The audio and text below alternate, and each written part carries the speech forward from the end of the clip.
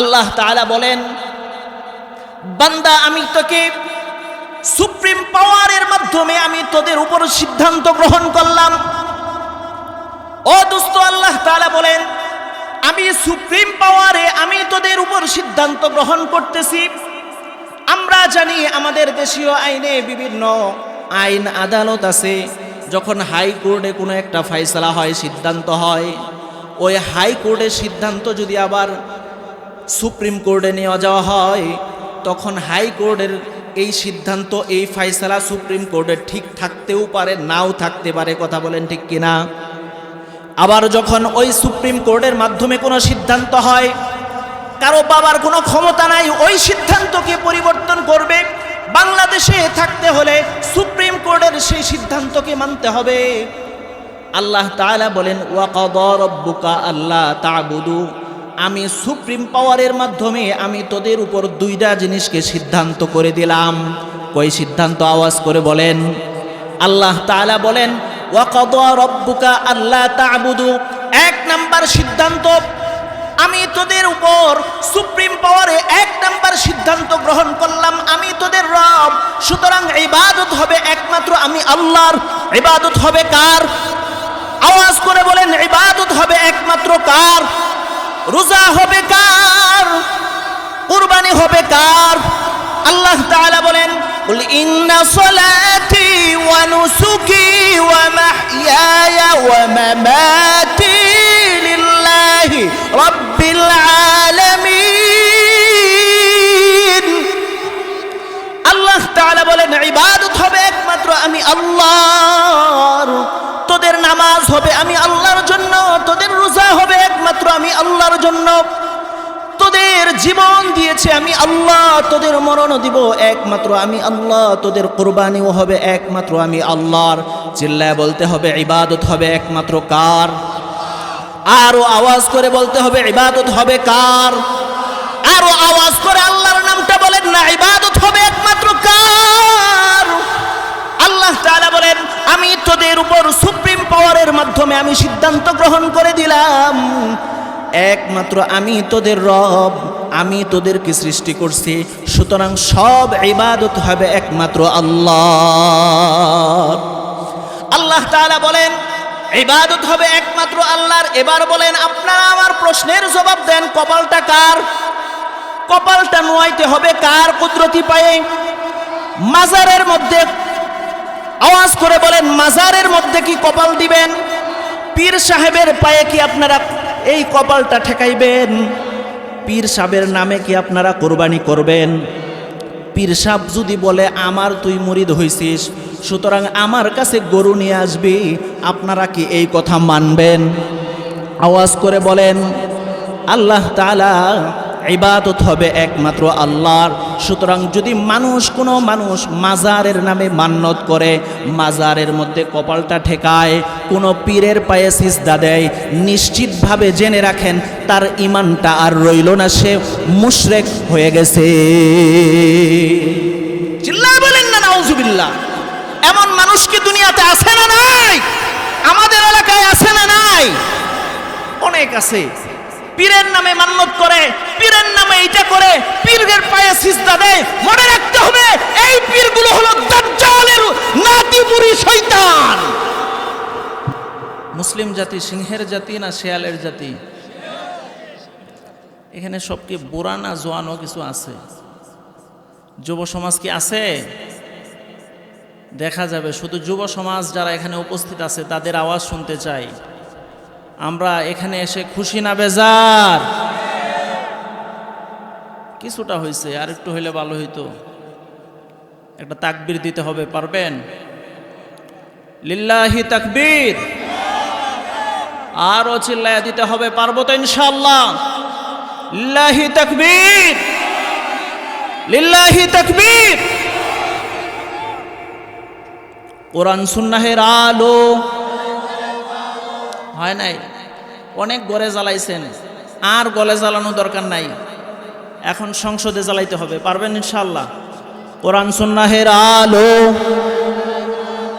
সংসদে জ্বালো। এই জায়গায় এসে আপনারা পুতায়া যান, ডরান নাকি? ভয় পান? মনে হইতেছে তো ভয় পান। এখন কোরআন হাদিস কোথায় জ্বালাইতে হবে? সংসদে জ্বালাইতে হবে। যেই সমস্ত উলামায়ে কেরাম সংসদে কোরআনের আলো জ্বালাতে চান, যেই সমস্ত উলামায়ে কেরাম রাসূলের আদর্শকে সারা দেশে জ্বালাইতে চান, ওই সমস্ত উলামায়ে কেরামের সাথে আমাদের সংগঠিত হবে। পারবো তো ইনশাআল্লাহ? আল্লাহ সব ভাইকে তৌফিক দান করেন, চিল্লায়া বলেন আমিন। সম্মানিত হাজিরিন, মনে হইতেছে এই যে টাঙ্গাইল এলাকা, আমার জীবনের সর্বপ্রথম এই এলাকায় আমি তারাবির নামাজ পড়াইছি। হাফেজ হওয়ার পরে সর্বপ্রথম তারাবির নামাজ পড়াইছি এই টাঙ্গাইল সখীপুর জেলখানা মসজিদে। চিনেন নাকি আপনারা? তো এই টাঙ্গাইল আসলে এবং জীবনের সর্বপ্রথম মাহফিল করছি টাঙ্গাইল এলাকায়। তো টাঙ্গাইল আসলে কেমন যেন একটা ভালো লাগা কাজ করে, মনে হয় যেন এটা আমারই এলাকা।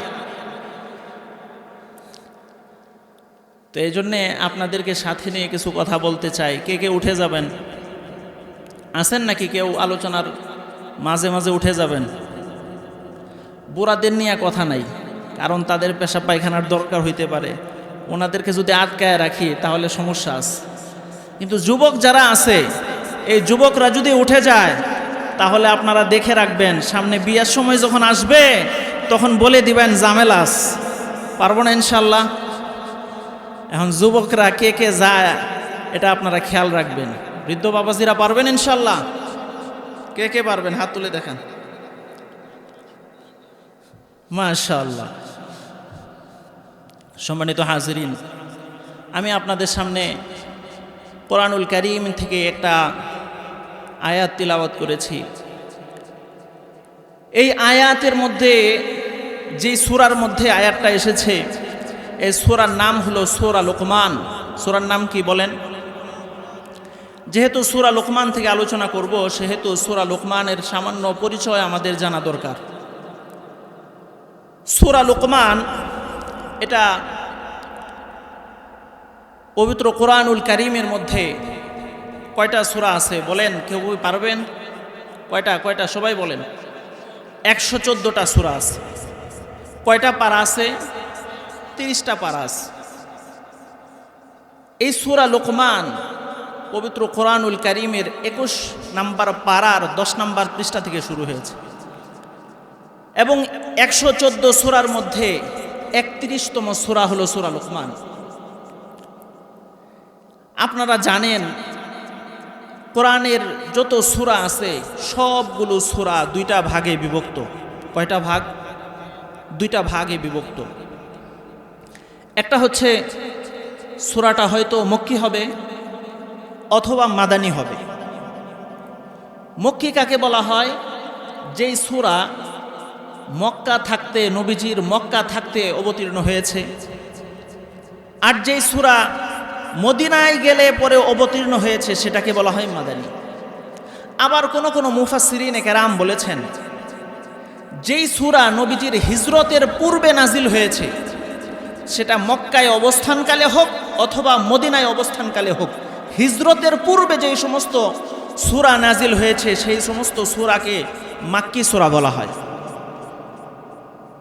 আর হিজরতের পরে যেই সূরা নাজিল হয়েছে ওই সূরাকে সূরায়ে মাদানিয়া বলা হয়। সূরা লোকমান এটা মাক্কি না মাদানী? সূরা লোকমান হচ্ছে মাক্কি একটি সূরা, মক্কায় অবতীর্ণ হয়েছে। পবিত্র কোরআনুল কারীমের যে 114টা সূরা, এই সব সূরার মধ্যে 8টা সূরা এমন আছে যেই 8টা সূরা ব্যক্তির নামে নাজিল হয়েছে। সূরার নামকরণ করা হয়েছে কোনো একজন ব্যক্তির নামে। কয়টা সূরা? সবাই বলেন। সবাই বলছেন? 1 নাম্বার সূরা ইউনুস, 2 নাম্বার সূরা ইউসুফ, 3 নাম্বার সূরা হুদ, 4 নাম্বার সূরা নূহ, 5 নাম্বার সূরা ইব্রাহিম, 6 নাম্বার সূরা মুহাম্মদ, 7 নাম্বার সূরা মারইয়াম, 8 নাম্বার সূরা লোকমান। তাহলে প্রথম যে 6টা সূরা ব্যক্তির নামে আমি বললাম, উপস্থাপন করলাম, এই 6টা সূরা নবীর নামে, বিভিন্ন নবীদের নাম। আর বাকি 2টা, শেষের 2টা সূরা মারিয়াম, হযরতে মারিয়াম তিনি নবী ছিলেন না, তিনি একজন আল্লাহর ওলি ছিলেন, মহিলা ছিলেন। আমরা জানি সূরা মারিয়াম, এই যে মারিয়াম আলাইহিস সালাতু ওয়াস সালাম, তিনি হযরতে ঈসা আলাইহিস সালাতু ওয়াস সালামের মা ছিলেন। আর লোকমান, এই লোকমান বড় একজন আল্লাহর ওলি ছিলেন। এত বড় আল্লাহর ওলি ছিলেন, এত বড় আল্লাহর ওলি ছিলেন যে আল্লাহ রাব্বুল আলামিন তার নামে একটা সূরা দিয়া দিয়েছেন। সুবহানাল্লাহ। এই সূরা লোকমানের মধ্যে লোকমান আলাইহিস সালাতু ওয়াস সালাম তিনি তার সন্তানকে কিছু উপদেশ দিছেন। এই উপদেশগুলো আল্লাহর কাছে এত পছন্দ হয়েছে যে আল্লাহ কোরআনে নাজিল করে দিয়েছেন। যে এত সুন্দর উপদেশ, এটা শেষ জামানার সব মানুষের জন্য আমি দিয়ে দিলাম। সুবহানাল্লাহ। আমি যে আয়াতটা পড়েছি সূরা লোকমান, এই সূরার মধ্যে সর্বমোট আয়াত কয়টা বলছিলাম? 34টা। এই সূরার মধ্যে সর্বমোট আয়াত কয়টা? 34টা। আমি যে আয়াত তিলাওয়াত করেছি এই আয়াতের নাম্বার হলো 14। কত নাম্বার আয়াত? 14 নাম্বার আয়াত। আল্লাহ রাব্বুল আলামিন এই আয়াতের মধ্যে কি আলোচনা করলেন? আল্লাহ তাআলা বলেন, ওয়াসাইনাল ইনসান বিওয়ালিদাইহি। আল্লাহ তাআলা বলেন, ওয়াসাইনাল ইনসান, আমি মানুষকে বানাইছি, এই মানুষকে আমি ওসিয়ত করতেছি যে এই মানুষ তার পিতামাতার সাথে উত্তম আচরণ করবে। মানুষ, প্রত্যেকটা মানুষ, সে মুসলমান হতে পারে, সে খ্রিস্টান হতে পারে, সে বৌদ্ধ হতে পারে, সে হিন্দু হতে পারে, সকল মানুষকে আল্লাহ তাআলা বলতেছেন যে তুই গরিব হ, তুই ধনী হ, তুই পুরুষ হ, তুই নারী হ, তুই শিশু হ, তুই যুবক হ, তুই বৃদ্ধ হ, তোদের প্রত্যেককে আমি ওসিয়ত করতেছি তোরা তোদের পিতামাতার সাথে ভালো আচরণ করবি। পিতামাতার সাথে আল্লাহ তাআলা ভালো আচরণ করার ওসিয়ত করতেছেন। কি করতেছেন? ওসিয়ত শব্দ আল্লাহ তাআলা এখানে ব্যবহার করছেন। এই যে ওসিয়ত শব্দটা আমাদের বোঝা দরকার। আমরা ওসিয়ত শব্দটার সাথে সকলেই কিছু না কিছু পরিচিত, কথা বলেন ঠিক কিনা? একজন মানুষ যখন মারা যায় তখন ওই মানুষটা মৃত্যুর পূর্বে তার সন্তানকে ওসিয়ত করে যে বাবা, আমি তো কিছুদিন পরে মারা যাব, অসুস্থ হয়ে গেছি, বৃদ্ধ হয়ে গেছি, আমি মারা যাওয়ার পরে আমার এই জমিটা তুমি মাদ্রাসায় অথবা মসজিদে দান করে দিও। ওসিয়ত করে যায়। কথা বলেন, করে কি করে না? করে। এই যে ওসিয়ত করলো, এই ওসিয়ত করার পরে এর বিধানটা কি? বান্দাকে যখন তার পিতামাতা বা অন্য কেউ ওসিয়ত করে, এই ওসিয়ত পালন করাটার বিধান কি?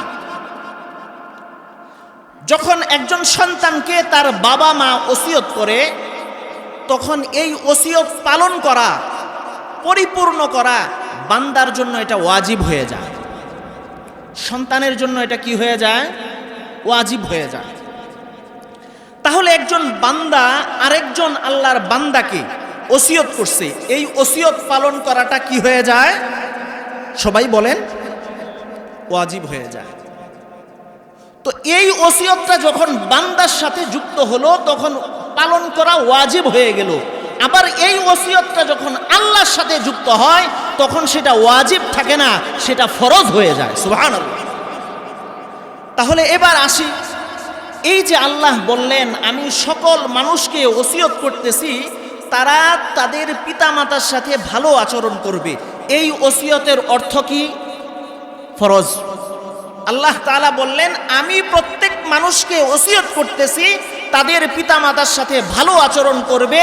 এটার অর্থ হচ্ছে আমি প্রত্যেকটা সন্তানকে আমি ফরজ করে দিলাম তারা তাদের পিতামাতার সাথে ভালো আচরণ করবে।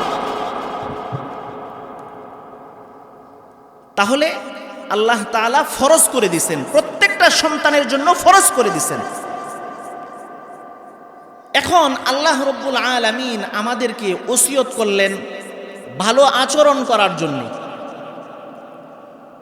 তো আপনি যদি এখন একজন মানুষকে বলেন, এই দোস্ত তুই যা তো বোয়াল মাছটা ধরে নিয়ে আয়, আপনার বাড়িতে আপনি মাছ রাখছেন, মাছ তুলছেন নদী থেকে, অনেক মাছ, রুই মাছ, কাতল মাছ, বোয়াল মাছ, সব মাছ তুলছেন। আপনার এমন একটা বন্ধুকে বাড়িতে পাঠাইলেন যে মাছটা, বোয়াল মাছটা নিয়ে আস, যে ওই বন্ধুটা বোয়াল মাছ চিনে না। মনে করেন এমন এক দেশে সে সারা জীবন থাকছে যে জায়গায় মাছই খায় না। যেমন আমি দেওবন্ধে থাকছি, ওইখানে উত্তরপ্রদেশে, ওখানে তারা মাছ খায় না, মাছলি সে বদবু আতা হয়, মাছ থেকে দুর্গন্ধ আসে, এই জন্য তারা মাছ খায় না। কলকাতার মানুষ আবার মাছ খায়, কিন্তু ইউপির মানুষ মাছ খায় না। তাদের এখানে গোশত, মুরগির গোশত, যে ফার্মের মুরগির গোশত, এটা 1 পোয়া যদি চান 1 পোয়া কিনতে, সেটাও আপনি কিনতে পারবেন। 1 পোয়া, আধা পোয়া, 1 কেজি কাইটা কাইটা তারা বিক্রি করে। তো তারা মাছ খায় না। মনে করেন ওই ইউপির একজন মানুষকে আপনি বললেন, এই বোয়াল মাছটা ধরে নিয়ে আস, সে বোয়াল মাছ আনবে না রুই মাছ আনবে? সে তো চিনেই না। কথা বলেন ঠিক কিনা? তো আল্লাহ রাব্বুল আলামিন বলতেছেন যে আমি তোকে তোর বাবা মার সাথে ভালো আচরণ করার জন্য বললাম। এখন আমরা তো অবুঝ বান্দা, আমরা ভালো আচরণ বুঝি না, আমরা কি করব? আল্লাহ তাআলা বলেন যে তোরা ভালো আচরণ বুঝোস না, যা আমি তোকে শিখাইয়া দিতেছি। সুবহানাল্লাহ। আল্লাহ তাআলা কোরআনুল কারীমের আয়াত দিয়ে অন্য জায়গার আয়াতকে ব্যাখ্যা করেন। আয়াতকে হাদিস দ্বারা ব্যাখ্যা করা হয়, হাদিসকে আয়াত দিয়ে ব্যাখ্যা করা হয়, তাফসীর করা হয়। আল্লাহ তাআলা এই ভালো আচরণকে, ওয়াসাইনাল ইনসানা বিওয়ালিদাই, এই ভালো আচরণের ব্যাখ্যা আল্লাহ তাআলা সূরা বনী ইসরাঈলের 23 এবং 24 নম্বর আয়াতের মাধ্যমে আল্লাহ তাআলা জানায়া দেন, বান্দা আমি তোরে শিখিয়ে দিতেছি ভালো আচরণ কাকে বলা হয়। 5টা জিনিসকে ভালো আচরণ করা বলা হয়, তোরা শিখে রাখ। আল্লাহ তাআলা বলেন, ওয়াকাদা রাব্বুকা আল্লা তা'বুদু ইল্লা ইয়্যাহু ওয়া বিল ওয়ালিদাইনি ইহসানা ইম্মা ইয়াবলুগান্না ইনদাকাল কিবারা আহাদুহুমা আও কিলাহুমা ফালা তাকুল লাহুমা উফফিন ওয়ালা তানহারহুমা ওয়া কুল লাহুমা কাওলান কারীমা। আল্লাহ তাআলা বলেন, বান্দা আমি তোকে সুপ্রিম পাওয়ারের মাধ্যমে আমি তোদের উপর সিদ্ধান্ত গ্রহণ করলাম। ও দোস্ত, আল্লাহ তাআলা বলেন আমি সুপ্রিম পাওয়ারে আমি তোদের উপর সিদ্ধান্ত গ্রহণ করতেছি। আমরা জানি আমাদের দেশীয় আইনে বিভিন্ন আইন আদালত আছে। যখন হাইকোর্টে কোনো একটা ফয়সালা হয়, সিদ্ধান্ত হয়, ওই হাইকোর্টের সিদ্ধান্ত যদি আবার সুপ্রিম কোর্টে নিয়ে যাওয়া হয়, তখন হাইকোর্টের এই সিদ্ধান্ত, এই ফয়সালা সুপ্রিম কোর্টে ঠিক থাকতেও পারে, নাও থাকতে পারে। কথা বলেন ঠিক কিনা? আবার যখন ওই সুপ্রিম কোর্টের মাধ্যমে কোনো সিদ্ধান্ত হয়, কারো বাবার কোনো ক্ষমতা নাই ওই সিদ্ধান্তকে পরিবর্তন করবে। বাংলাদেশে থাকতে হলে সুপ্রিম কোর্টের সেই সিদ্ধান্তকে মানতে হবে। আল্লাহ তাআলা বলেন, ওয়াকাদা রাব্বুকা আল্লা তা'বুদু, আমি সুপ্রিম পাওয়ারের মাধ্যমে আমি তোদের উপর 2টা জিনিসকে সিদ্ধান্ত করে দিলাম। কই সিদ্ধান্ত? আওয়াজ করে বলেন। আল্লাহ তাআলা বলেন, ওয়াকাদা রাব্বুকা আল্লা তা'বুদু, 1 নাম্বার সিদ্ধান্ত, আমি তোদের উপর সুপ্রিম পাওয়ারে 1 নাম্বার সিদ্ধান্ত গ্রহণ করলাম, আমি তোদের রব। সুতরাং ইবাদত হবে একমাত্র আমি আল্লাহর। ইবাদত হবে কার? আওয়াজ করে বলেন, ইবাদত হবে একমাত্র কার? রোজা হবে কার? কুরবানি হবে কার? আল্লাহ তাআলা বলেন, কুল ইন্না সলাতি ওয়া নুসুকি ওয়া মাহইয়ায়া ওয়া মামাতি লিল্লাহি রাব্বিল আলামিন বলেন ইবাদত হবে একমাত্র আমি আল্লাহর, তোদের নামাজ হবে আমি আল্লাহর জন্য, তোদের রোজা হবে একমাত্র আমি আল্লাহর জন্য, তোদের জীবন দিয়েছে আমি আল্লাহ, তোদের মরণ দিব একমাত্র আমি আল্লাহ, তোদের কুরবানিও হবে একমাত্র আমি আল্লাহর। চিল্লায় বলতে হবে ইবাদত হবে একমাত্র কার? আরো আওয়াজ করে বলতে হবে ইবাদত হবে কার? আরো আওয়াজ করে আল্লাহর নামটা বলেন না, ইবাদত হবে একমাত্র কার? আল্লাহ তাআলা বলেন আমি তোদের উপর সুপ্রিম পাওয়ারের মাধ্যমে আমি সিদ্ধান্ত গ্রহণ করে দিলাম, একমাত্র আমি তোদের রব, আমি তোদেরকে সৃষ্টি করছি, সুতরাং সব ইবাদত হবে একমাত্র আল্লাহ। আল্লাহ তাআলা বলেন ইবাদত হবে একমাত্র আল্লাহর। এবার বলেন আপনারা আমার প্রশ্নের জবাব দেন, কপালটা কার? কপালটা নোয়াইতে হবে কার কুদরতি পায়ে? মাজারের মধ্যে আওয়াজ করে বলেন মাজারের মধ্যে কি কপাল দিবেন? পীর সাহেবের পায়ে কি আপনারা এই কপালটা ঠেকাইবেন? পীর সাহেবের নামে কি আপনারা কোরবানি করবেন? পীর সাহেব যদি বলে আমার তুই মুরিদ হইছিস, সুতরাং আমার কাছে গরু নিয়ে আসবি, আপনারা কি এই কথা মানবেন? আওয়াজ করে বলেন আল্লাহ তাআলা ইবাদত হবে একমাত্র আল্লাহর। সুতরাং যদি কোনো মানুষ মাজারের নামে মান্নত করে, মাজারের মধ্যে কপালটা ঠেকায়, কোনো পীরের পায়ে সিজদা দেয়, নিশ্চিতভাবে জেনে রাখেন তার ঈমানটা আর রইল না, সে মুশরিক হয়ে গেছে। চিল্লায় বলেন না নাউজুবিল্লাহ। এমন মানুষ কি দুনিয়াতে আছে না নাই? আমাদের এলাকায় আছে না নাই? অনেক আছে।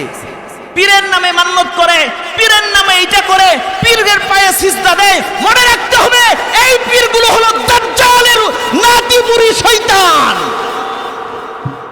সম্মানিত হাজিরিন, এরকম পীরও যেরকম দাজ্জাল, এই পীরের নাতিপুতি মুরিদ যারা আছে তারাও মুশরিক হয়ে দুনিয়ার জমিন থেকে বিদায় নেবে, মরার পরে চিরস্থায়ী জাহান্নামের মধ্যে তারা নিক্ষিপ্ত হবে। চিল্লায় বলেন ঠিক কিনা? আল্লাহ তাআলা বলেন আমি সিদ্ধান্ত গ্রহণ করলাম, চূড়ান্ত সিদ্ধান্ত, সুপ্রিম পাওয়ারের সিদ্ধান্ত কয়টা? আওয়াজ করে বলেন কয়টা? আল্লাহ তাআলা বলেন আমি দুইটা সিদ্ধান্ত নিলাম, একমাত্র আমি আল্লাহর ইবাদত করবা, 2 নাম্বার ওয়াবিল ওয়ালিদাইনি ইহসানা। আল্লাহ তাআলা বলেন তোমার পিতা মাতার সাথে সুন্দর আচরণ করবা। আপনাদের মনে আছে নাকি কি বলতেছিলাম? উত্তম আচরণ কাকে বলা হয়?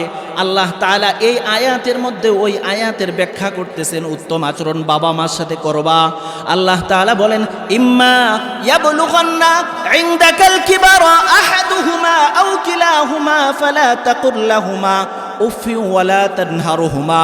আল্লাহ তাআলা বলেন পিতা মাতা বার্ধক্যে পৌঁছে গেছে, অথবা তাদের একজন বার্ধক্যে পৌঁছে গেছে, বার্ধক্যে পৌঁছে যাওয়ার কারণে এবার তাদের মেধা শক্তি লোপ পেয়ে গেছে, বাচ্চার মতো হয়ে গেছে। বাচ্চা যেরকম পেশাব পায়খানা করে দেয়, বাচ্চা যেমন আপনার কথা শুনে না, পিতা মাতাও ওই রকম ভাবে যখন বার্ধক্যে উপনীত হয়ে যায় তখন তারা বাচ্চার মতো হয়ে যায় কি হয়ে যায় না? চিল্লায় বলতে হবে হয় কি হয় না? এই বাবা মা যখন বার্ধক্যে পৌঁছে গেছে, তোমরা এই বার্ধক্যের কারণে যদি তোমাদের সাথে খারাপ আচরণ করে, তোমরা ভালো আচরণ করবা। কয় জিনিসের নাম ভালো আচরণ? আওয়াজ করে বলেন কয় জিনিস? 5টা আচরণ করবা। ইম্মা ইয়াবলুগান্না ইনদাকাল কিবারা আহাদুহুমা আও কিলাহুমা ফালা তাকুল লাহুমা। 1 নাম্বার হলো ফালা তাকুল লাহুমা উফ। বাবা মার কোনো আচরণে তুমি উফ শব্দ বলবা না। বাবা মার খারাপ আচরণের কারণে আপনি উফ বলতে পারবেন না। এখন কেমন হয়? এখন বিষয়টাতে এমন হয় যে আমরা বাবা মার আচরণে আমরা উফ বলবো কি? আমরা বাবা মা উফ বলবে কি? আমরা উফ বলবো কি? আল্লাহ, আর যদি এমন হয় তোমার আচরণে বাবা মা উফ বলছে, তাহলে তো তুমি অনেক ডিগ্রি উপরে চলে গেছো, তুমি তো একেবারে তুমি শয়তানের কাতারে নাম লেখাইছো। উফ যদি বাবা মা তোমার আচরণে বলে, তাহলে মনে রেখো আল্লাহর আরশ পর্যন্ত কেঁপে ওঠে। আল্লাহ তাআলা বলেন ফালা তাকুল লাহুমা উফ। আল্লাহ তাআলা বলেন ফালা তাকুল লাহুমা উফ, তোমরা বাবা মার খারাপ আচরণের কারণে উফ বলবা না। উফি ওয়ালা তানহারহুমা, আল্লাহ তাআলা বলেন ফালা তাকুল লাহুমা উফি ওয়ালা তানহারহুমা, বাবা মাকে ধমক দিবা না। 2 নাম্বার বলতেছেন বাবা মাকে ধমক দিবা না। 1 নাম্বার উফ বলবা না, 2 নাম্বার বাবা মাকে ধমক দিবা না। ফালা তাকুল লাহুমা উফি ওয়ালা তানহারহুমা ওয়া কুল লাহুমা কাওলান মারুফা, বাবা মার সাথে যখন কথা বলবা তখন বাবা মার সাথে খুব নরম সুরে ভালোভাবে সবচেয়ে সুন্দরভাবে বাবা মার সাথে কথা বলবা। কয়টা বললাম? 3টা বললাম। 1 নাম্বার তুমি উফ বলবা না। 2 নাম্বার ধমক দিবা না। ধমক দেই কি দেই না? কথা বলেন। ধমক দেই। যখন নেতারা আমাদের সামনে আসে, আমার নেতা আসছে, নেতা একটা কথা বলছে, তখন দেখা যায় কি সুন্দর কথা বলি, বস আসছে, স্যার স্যার বলতে বলতে থুথু মুখ থেকে বের করে ফেলি। বাবা মা যখন একটা কথা বলে, কথা বলেন ঠিক কিনা, মুখটা ওইদিকে ফিরায় রাখে, মুখটা এইদিকে ফিরায় রাখে, বাবা মার দিকে তার চাইতেও মনে চায় না। এমন সন্তান আছে না নাই? এই চিল্লায় বলেন আছে না নাই? আল্লাহ তাআলা বলেন তুমি নেতার কথাই তুমি এত সুন্দর আচরণ করো, নেতার কথাই তুমি উলামায়ে কেরামের বিরুদ্ধেও কথা বলো। কথা বলেন ঠিক কিনা? এই তোমার আওয়াজটা তুমি ঠিক করো নাকি? বারবার ডিস্টার্ব করতেছো। এর সাউন্ড বাড়াও। একবার এটা করো, আরেকবার আরেকটা করো, এমন কেন? আপনারা কথা বলেন না। তাহলে আমাদের সমাজে এমন দেখা যায় নেতাদের কথাই উলামায়ে কেরামের বিরুদ্ধেও মানুষ কথা বলে কি বলে না? উলামায়ে কেরামকে নারীদের বিরুদ্ধে, নারীদের সাথে অবৈধ সম্পর্ক আছে, এই ধরনের কথাবার্তা বাংলাদেশে বলা হয় কি হয় না? দেখা যায় অনেক কিছু ঘটে, উলামায়ে কেরামের বিরুদ্ধে কুৎসা রটনা করে নারীর সাথে উলামায়ে কেরামকে পাওয়া গেছে। আর নেতার এই মিথ্যা কথায় কর্মীরা বিভিন্ন ধরনের মিছিল মিটিংও করে, আছে না নাই? অনেক আছে। বাংলাদেশের প্রেক্ষাপটে দেখা যায় আমরা উলামায়ে কেরামের মসজিদের মিষ্টি মিষ্টি কথা শুনতে ভালোবাসি, কিন্তু উলামায়ে কেরাম হক কথা বলবে এটা আমরা মানতে রাজি। এমন আছে না নাই? বাংলাদেশে এখন দুর্ভিক্ষ আসতেছে। আমাদের মাননীয় প্রধানমন্ত্রী বলেছেন দুর্ভিক্ষ 23 সাল। কথা বলেন, বলছেন কি বলেন নাই? দুর্ভিক্ষ আসতেছে। আমার কাছে তো মনে হইতেছে হযরতে ইউসুফ আলাইহিস সালাতু ওয়াস সালামের আবার পুনরাবৃত্তি ঘটছে। হযরতে ইউসুফ আলাইহিস সালাতু ওয়াস সালামকে যখন কারাবন্দী করা হয়েছে তখন কিসের ভিত্তিতে করা হয়েছিল আপনারা জানেন? নারীর কারণে, মিথ্যা অভিযোগে। হযরতে ইউসুফ আলাইহিস সালাতু ওয়াস সালাম নারীর কারণে বলা হয়েছে ইউসুফ নাকি নারীর সাথে খারাপ কাজ করতে গেছে, এই কারণে ইউসুফকে কারাগারে বন্দী করা হয়েছে। 7 বছর এই মিথ্যা অভিযোগে তার কারাবন্দী করা হয়েছিল। আর ইউসুফ আলাইহিস সালাতু ওয়াস সালাম কারাগারে থেকে তার আশপাশের মানুষদেরকে দিনদার বানাইছে, আল্লাহকে চিনাইছে। পরবর্তীতে দেখা গেছে দেশের মধ্যে দুর্ভিক্ষ লেগে যায়। একজন কারাবন্দী ইউসুফের সাথে ছিল, সে বাদশাকে এসে বলতেছে আপনার কারাবন্দী একজন আছে নাম ইউসুফ, তাকে মুক্তি দেন, তাকে মুক্তি দেন। মুক্তি দেওয়ার পর আপনি তাকে অর্থমন্ত্রী বানান, বানায়া দেখেন এই মিশরের জমিনে দুর্ভিক্ষ আর হবে না, সারা পৃথিবীতে হতে পারে, মিশরের জমিনে হবে না। এমন ইতিহাস আপনারা জানেন কি জানেন না? আজকে বাংলাদেশেও দেখা যায় অনেক উলামায়ে কেরামকে কারাবন্দী করা হয়েছে। উলামায়ে কেরামকে কারাবন্দী করা হয়েছে। উলামায়ে কেরামকে কারাবন্দী করার কারণে আমি তো বিশ্বাস করি উলামায়ে কেরামকে আজকে যদি মুক্তি দেওয়া হয়, মামুনুল হক সহ সকল উলামায়ে কেরামকে যদি মুক্তি দেওয়া হয়, তাহলে আমি মনে করি বাংলাদেশে দুর্ভিক্ষ দেখবে না। কথা বলেন ঠিক কিনা?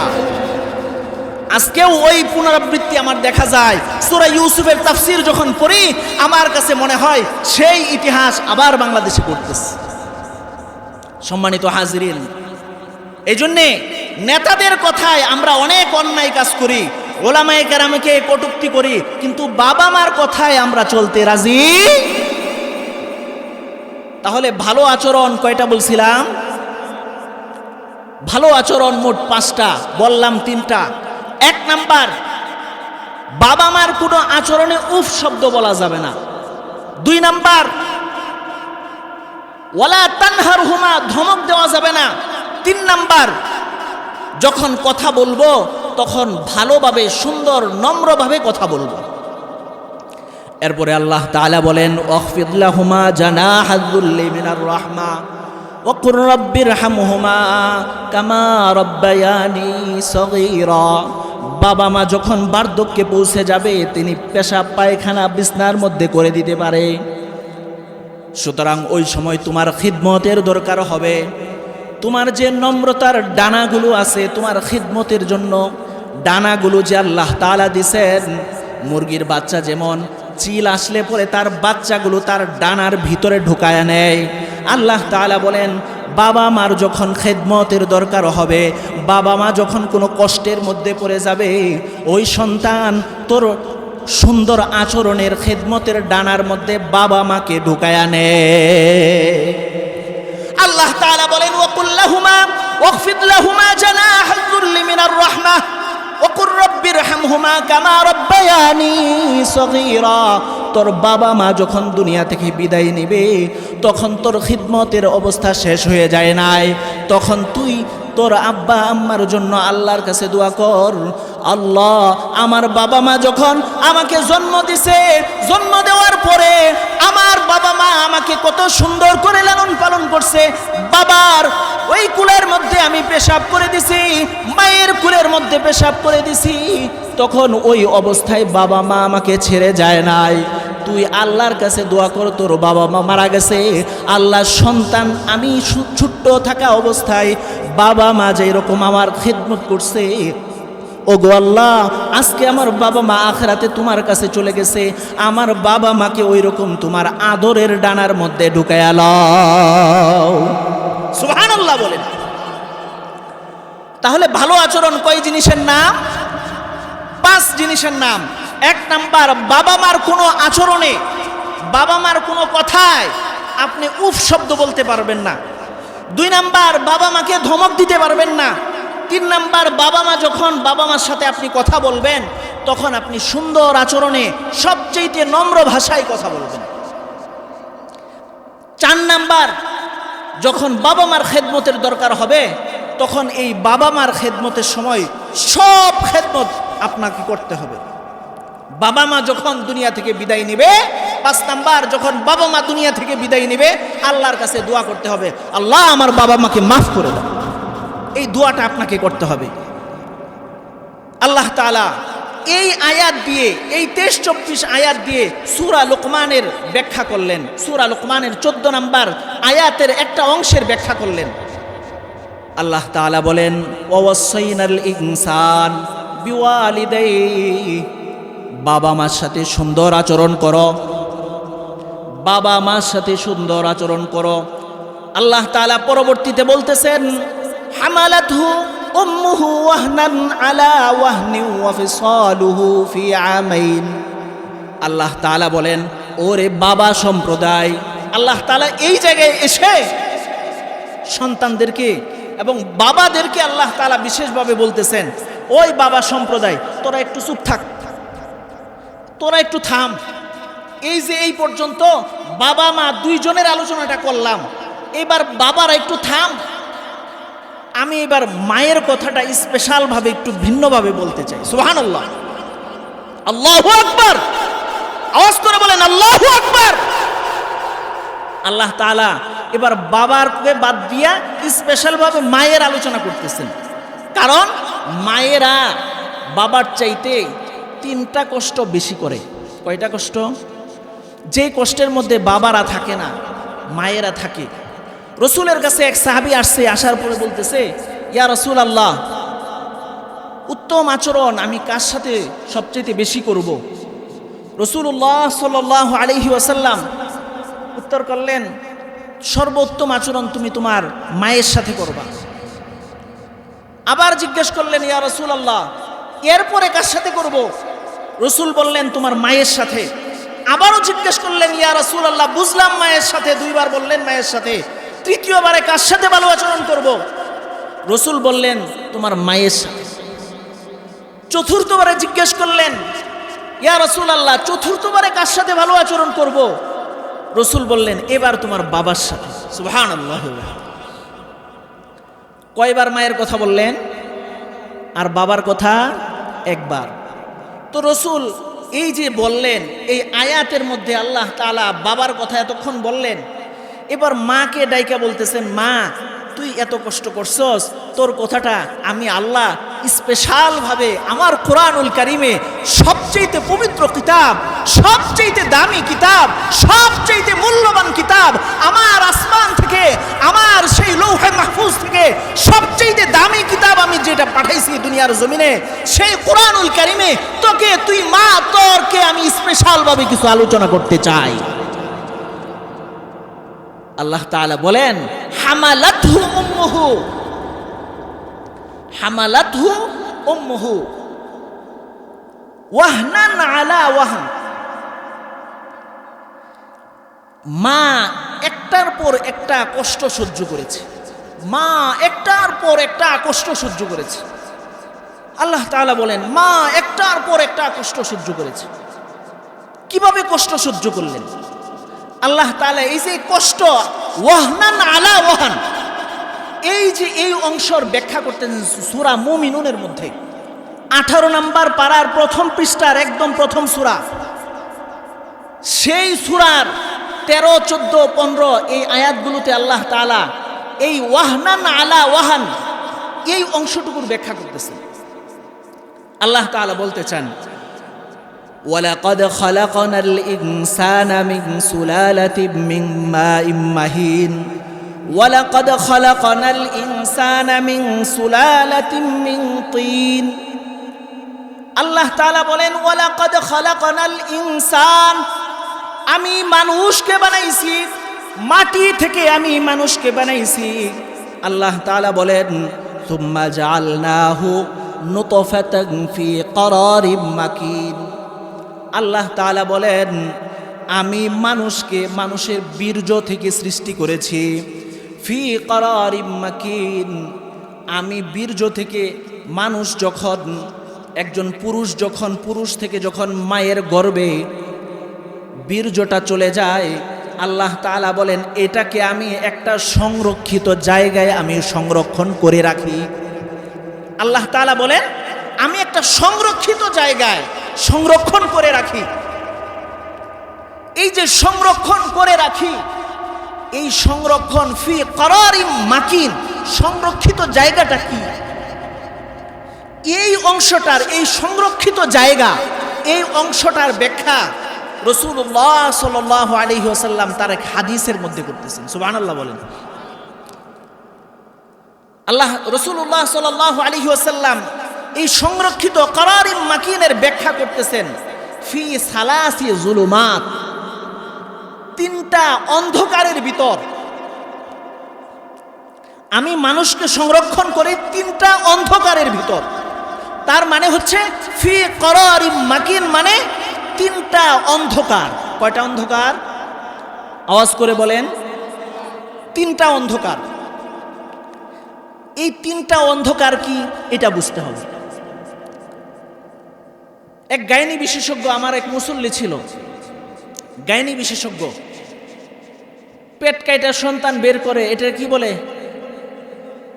সিজার বলে। তার সাথে কথা হয়, কথা হলে জিজ্ঞেস করলাম, ডাক্তার সাহেব বলেন তো, আল্লাহ বললেন ফি করারিম মাকিন, সংরক্ষিত জায়গা। হাদিসের মধ্যে রসুল বললেন তিনটা অন্ধকারের মধ্যে আল্লাহ রাখেন। এই তিনটা অন্ধকার কি? ডাক্তার তো আজীব হয়ে গেছে, ঘটনা কি? তিনটা অন্ধকারের ভিতর জিজ্ঞেস করতেছে, হুজুর আসলেই কি এটা আছে? এটা হাদিসের মধ্যে আসলেই আছে? হ্যাঁ আছে। তো হুজুর সুবহানাল্লাহি ওয়া বিহামদি, ডাক্তাররা বেশিরভাগ দিনদার হয়, কথা বলেন ঠিক কিনা? অনেক ডাক্তার দিনদার মানুষ, দিনদার মানুষ বলতেছে আসলে সুবহানাল্লাহ হুজুর, আমরা যখন মায়ের পেট কাটি তখন আমরা প্রথমে তার চামড়াটা, পেটের চামড়া কাটি, পেটের চামড়া কাটার পরে একটা বাক্স থাকে, ওই বাক্সটা কাটি। এই বাক্সের ভিতরে আরেকটা আবরণ থাকে, যে আবরণের ভিতর পানি এবং সন্তান থাকে, এই তিনটা চামড়া কাটার পরে আমরা একটা সন্তানকে মায়ের পেট থেকে বের করে নিয়ে আসি। সুবহানাল্লাহি ওয়া বিহামদিহি। রাসূলুল্লাহ সাল্লাল্লাহু আলাইহি ওয়াসাল্লামের এই হাদিস, কোরআনের এই আয়াত স্পষ্ট হয়ে গেল যে আমার আল্লাহ তাআলা 1500 বছর পূর্বে যে কোরআন নাজিল করেছেন, রাসূলুল্লাহ সাল্লাল্লাহু আলাইহি ওয়াসাল্লাম 1500 বছর পূর্বে যে হাদিস বলে গিয়েছেন, বর্তমান আধুনিক চিকিৎসা বিজ্ঞান স্বীকার করছে রাসূলের হাদিস, কোরআনের আয়াত সব সত্য। আল্লাহু আকবার। তাহলে এই যে তিনটা আবরণের ভিতর একজন সন্তান থাকে, আল্লাহ তাআলা আরো ইরশাদ করেন, সুম্মা খালাকনান নুতফা আলাকাতান ফাখালাকনাল আলাকাতা মুদগাতান ফাখালাকনাল মুদগাতা ইযামান ফাকাসাওনাল ইযামা লাহমা সুম্মা আনশানাহু খালকান আখার ফাতাবারাকাল্লাহু আহসানুল খালিকিন। আল্লাহ তাআলা বলেন, সুম্মা খালাকনান নুতফাতা আলাকাতান ফাখালাকনাল আলাকা। আল্লাহ তাআলা বলেন, আমি মানুষকে সৃষ্টি করেছি শুক্র থেকে, বীর্য থেকে সৃষ্টি করেছি। এই বীর্যকে আমি বানাইছি জমাট রক্ত। আল্লাহ তাআলা বলেন, ফাখালাকনাল মুদগাতা ইযামা। এরপরে জমাট রক্তটাকে আমি গোশতের টুকরা বানাইছি। গোশতের টুকরাটাকে আবার আমি পরিবর্তন করে একটা হাড্ডির টুকরা বানাইছি। ফাকাসাউনাল ইযামা লাহমা। আল্লাহ তাআলা বলেন, এই হাড্ডির উপর আমি আবার চামড়া দিয়ে আবরণ দিছি, গোশত দিয়ে আবার আবরণ দিছি। আবরণ দেওয়ার পরে সুম্মা আনশানাহু খালকান আখার ফাতাবারাকাল্লাহু আহসানুল খালিকিন। আল্লাহ তাআলা বলেন, যখন আমি এত সিস্টেম করে একটার পরে একটা অবস্থা চেঞ্জ করলাম, তখন মায়ের কষ্টের পরিমাণটাও, মায়ের কষ্টের ধরনটাও পরিবর্তন হয়ে গেছে। অদুস্থ যখন একটা সন্তান মায়ের পেটের মধ্যে 3 মাস সময় অতিবাহিত হয়, এই 3 মাসের মধ্যে দেখবেন, খেয়াল করে দেখবেন, মা সন্তানকে পেটে নিয়ে কিছু খেতে পারে না। যা কিছু খায় সব বমি হয়ে যায়, মাথাটা ঘোরায়, সে শান্তি পায় না। যা কিছু খাইতে চায় সব বমি হয়ে পড়ে যায়, পেটটা ভরা থাকে না। আবার যখন সে 3 মাস অতিবাহিত হয়, 4র্থ মাস, 5ম মাস, 6ষ্ঠ মাসে হয়ে যায়। 6ষ্ঠ মাসের পরে সন্তান দুনিয়ার জমিনে আসতেও পারে। তার হাত পা, তার পাগুলো, তার চোখ, নাক, মুখ সব কিছু হয়ে যায়। আল্লাহ তাআলা বলেন, আমি এরপরে এই অবস্থাটাই আনি। 6 মাস যখন হয়ে যায়, মা যখন খাইতে যায়, সন্তান পেটের মধ্যে একটা লাথি মারে। মা ওই খাওয়ার অবস্থাটার মধ্যে আর খাইতে পারে না, সে দৌড় দিয়ে চলে যায়। মা যদি দাঁড়ায়া থাকে তাহলে সে বসে যায়, বসে থাকলে শুয়ে যায়। মা সহ্য করতে পারে না। মা যখন কাপড় ধুইতে যায় আর ধুইতে পারে না, পেটের মধ্যে লাথি মারে। মা কিন্তু কোনোদিন স্বামীর কাছে বলে না, তোমার সন্তান আমার পেটের মধ্যে লাথি মারছে, আমি তোমার সন্তানকে পেটের মধ্যে রাখতে পারবো না। মা কি কোনোদিন এই ধরনের কোনোদিন অভিযোগ করছে নাকি? আওয়াজ করে বলেন, কোনোদিন অভিযোগ করছে? মা কোনোদিন অভিযোগ করে নাই। মা অভিযোগ করে নাই। যখন সন্তানটা ভূমিষ্ঠ হয়ে যায়, এই ভূমিষ্ঠ হওয়ার সময়ে কলস কলস রক্ত মায়ের পেট থেকে যায়, মায়ের শরীরের থেকে রক্ত বের হয়ে যায়। কোনো কোনো মা তো দুনিয়া থেকে একেবারে বিদায় নিয়ে চলে যায়। আবার কোনো কোনো মা বেহুশ হয়ে পড়ে যায়। 1 দিন 2 দিন, দেখা যায় 10 দিন পর্যন্ত মায়ের জ্ঞান ফিরে না। অদুস্থ এত কষ্ট করে মা যখন সন্তানটাকে দুনিয়ার জমিনে সে ভূমিষ্ঠ করে, ভূমিষ্ঠ হওয়ার পরে শীতের কনকনে রাত্রে যখন মা সন্তানটাকে শুকনা কাপড় দিয়ে ঘুমায়, 1 ঘন্টা পরেই পেশাব করে দেয়, পায়খানা করে দেয়, ওই কাপড়টা নিয়ে আর চলতে পারে না। আবার যখন রাত্রের মধ্যেই কাপড়টা চেঞ্জ করে দেয়, আরেকটা নতুন কাপড় দেয়, ওই কাপড়টার মধ্যেও সন্তান পেশাব পায়খানা করে দেয়। সন্তান 1 ঘন্টা পরে আবারও আরেকটা কাপড়ের মধ্যে পেশাব পায়খানা করে দিয়ে নষ্ট করে ফেলে। এ পর্যায়ে দেখা যায় 3টার সময় সব কাপড় শেষ হয়ে যায়। এবার তো সন্তানকে দেওয়ার মতো আর কোনো কাপড় নাই। এবার সন্তানটা মা সন্তানটাকে কোথায় রাখবে? মায়ের নিজের উড়নাটা সন্তানকে দিয়ে দেয়, আবারও একটু পরে সন্তান সেটাকেও ভিজায়া ফেলে। এবার সন্তানকে কোথায় রাখবে? মা তার বুকের এই গরম জায়গাটার মধ্যে সন্তানটাকে আগলে রেখে যখন ঘুমাইতে যায়, আবার সন্তানটা বুকের মধ্যে প্রস্রাব করে পায়খানা করে দিয়ে নষ্ট করে দেয়।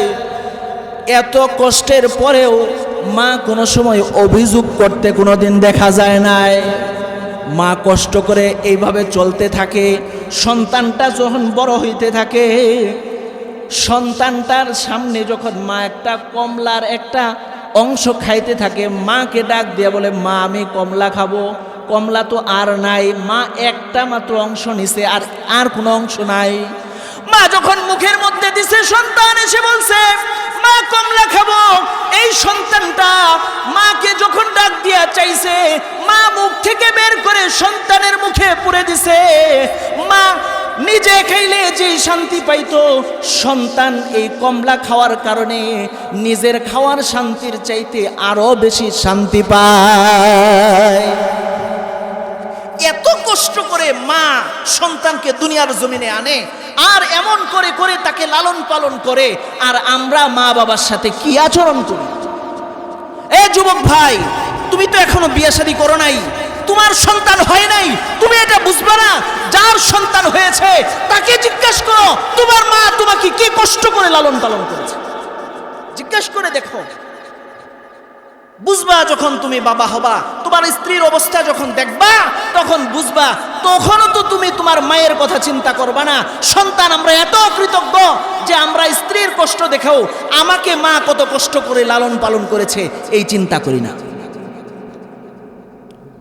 কথা বলেন ঠিক কিনা? তোমার সাউন্ডটা আর একটু বাড়াও, আমার গলা টানতেছে। সম্মানিত হাজরিন, মার সাথে কোনো ধরনের খারাপ আচরণ করা যাবে না। আল্লাহ তাআলা ফরজ করে দিয়েছেন, নামাজ যেরকম ফরজ, বাবা মার সাথে সুন্দর আচরণ করা ফরজ। রোজা যেরকম ফরজ, মা বাবার সাথে সুন্দর আচরণ করা ফরজ। যেরকম হজ ফরজ হলে হজ করা ফরজ, বাবা মার সাথে সুন্দর আচরণ করা ওই রকম ফরজ। আল্লাহ তাআলা বলেন, ওয়াসাইনাল ইনসান বিওয়ালিদাই, আমি বাবা মার সাথে ভালো আচরণ করা তোমাদের সন্তানদের জন্য আমি ফরজ করে দিলাম। আমরা এত খারাপ আচরণ করি, এত খারাপ আচরণ করি। হযরতে আবু হুরায়রা রাদিয়াল্লাহু তাআলা আনহু, হাদিসের কিতাবগুলোতে ঘটনাটা আছে। হযরতে আবু হুরায়রা রাদিয়াল্লাহু তাআলা আনহু নবীজির কাছে আসছে। আসার পরে নবীজি সাল্লাল্লাহু আলাইহি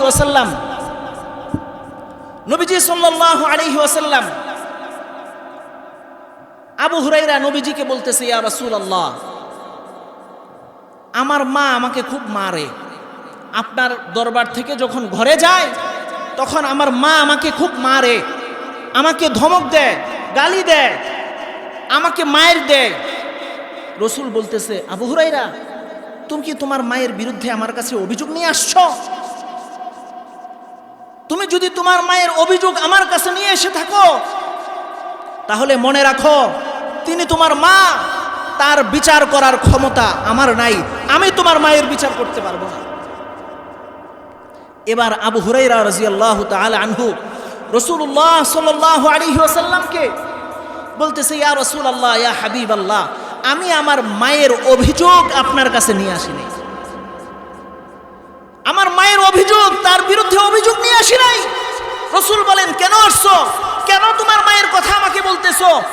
আবু হুরায়রা বলতেছে, ইয়া রাসূলুল্লাহ, ইয়া হাবিবাল্লাহ, আমার তো কষ্ট হয় যখন আমাকে আঘাত করে, আমাকে গালিগালাজ করে, এতে আমার কষ্ট নাই। যখন আমাকে গালিগালাজ করে সাথে আপনাকেও গালিগালাজ করে, এটা আমি সহ্য করতে পারি না।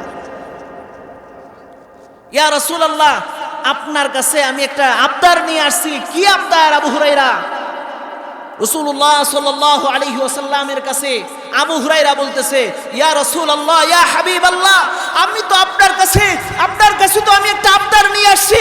আবদার হলো আপনি আমার মায়ের জন্য একটু হেদায়েতের দোয়া করে দিবেন। সুবহানাল্লাহ।